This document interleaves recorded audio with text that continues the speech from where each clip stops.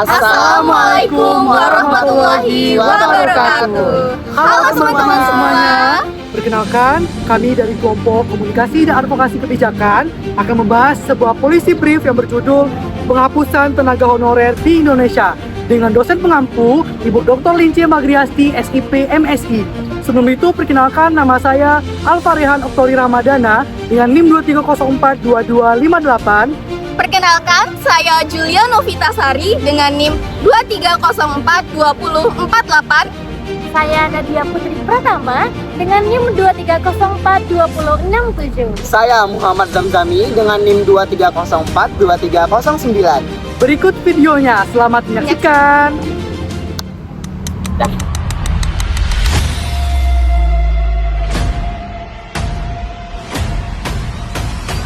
Abdul Mukti merespon isu terkait dengan istilah guru honorer yang tidak lagi digunakan.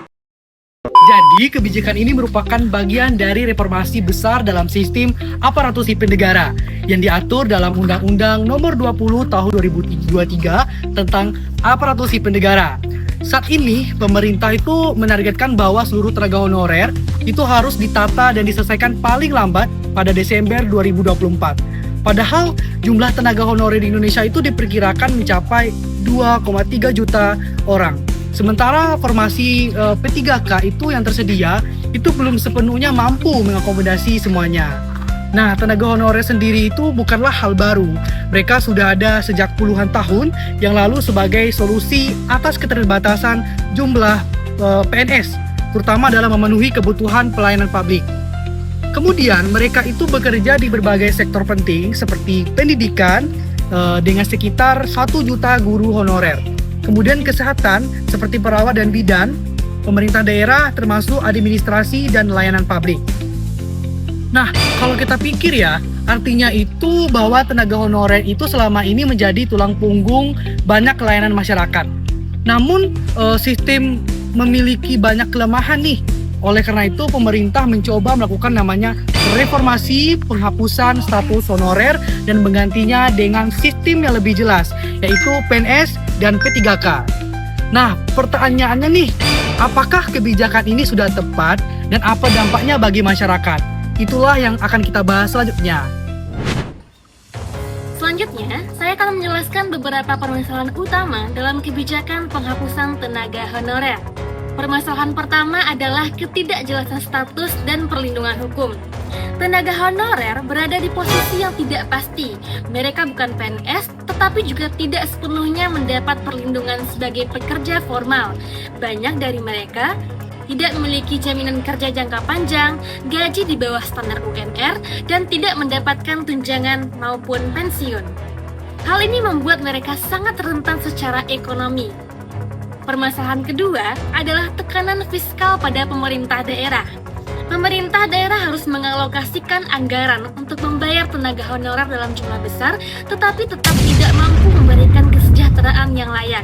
Ini menciptakan dilema antara efisiensi anggaran dan kebutuhan pelayanan publik.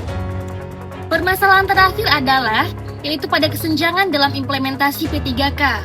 Meskipun P3K menjadi solusi utama, tetapi formasi masih terbatas, seleksi dianggap sulit bagi honorer lama, dan tidak semua daerah siap secara anggaran.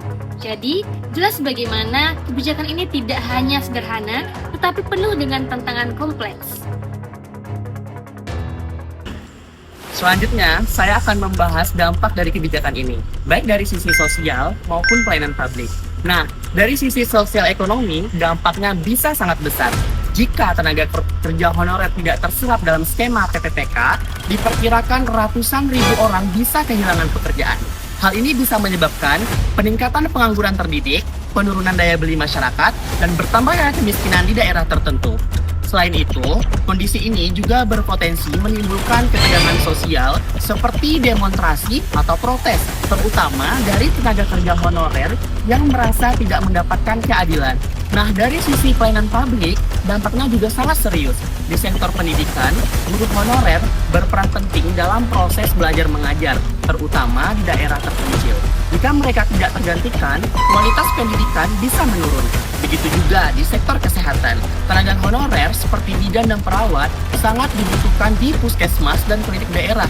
Jika mereka berkurang, akses layanan kesehatan masyarakat juga akan terganggu. Jadi, bisa kita lihat bahwa kebijakan ini memiliki dampak yang sangat luas, bukan hanya bagi tenaga kerja honorer, tetapi juga bagi masyarakat secara keseluruhan. Sebagai penutup, saya akan menyampaikan rekomendasi kebijakan yang ditawarkan dalam Policy Brief yang sudah kelompok kami buat. Pertama, pemerintah perlu menyempurnakan skema P3K. Misalnya, dengan memberikan jalur khusus bagi honorer yang sudah mengabdi lama, menyesuaikan jumlah formasi dengan kebutuhan nyata di lapangan, dan memberikan dukungan anggaran kepada daerah. Kedua, penting adanya perlindungan sosial selama masa transisi, di mana pemerintah itu perlu menyediakan bantuan sementara, pelatihan kerja, dan program seperti Kartu Prakerja. Nah, teman-teman, hal ini penting agar tenaga honorer yang tidak terserap tetap memiliki peluang untuk bertahan dan beradaptasi. Ketiga, perlu dilakukan reformasi sistem jangka panjang, seperti pengaturan outsourcing yang jelas, penegakan larangan rekrutmen honorer baru, dan perencanaan SDM berbasis data. Sebagai kesimpulan, kebijakan penghapusan tenaga honorer memang merupakan langkah yang tepat untuk jangka panjang. Namun, pelaksanaannya haruslah dilakukan secara adil, bertahap, dan memperhatikan aspek kemanusiaan. Karena pada akhirnya, reformasi birokrasi tidak hanya soal efisiensi saja, tetapi juga tentang menghargai kontribusi orang-orang yang telah lama mengabdi.